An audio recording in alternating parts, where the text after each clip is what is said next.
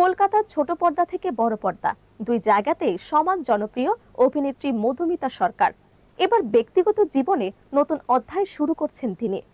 পঞ্চমীর শুভ লগ্নে শৈশবের বন্ধু দেবমাল্য চক্রবর্তীর সঙ্গে তিনি বিবাহ বন্ধনে আবদ্ধ হন।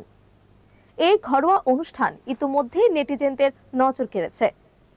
বারুইপুরে ঘরোয়া অথচ রাজকীয় আয়োজনে সম্পন্ন হয় বিয়ের অনুষ্ঠান।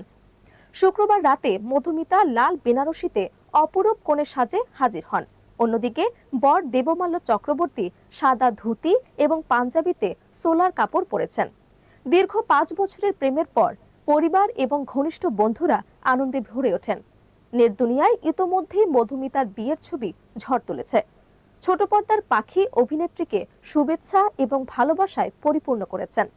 18 জানুয়ারি নবদম্পতি ধুমধামের সাথে বাগদান সম্পন্ন করেন।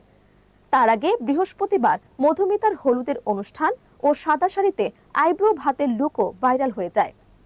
মধুমিতা তার চলচ্চিত্র ক্যারিয়ারের মধ্যে দিয়েই বহু জনপ্রিয়তা অর্জন করেছেন।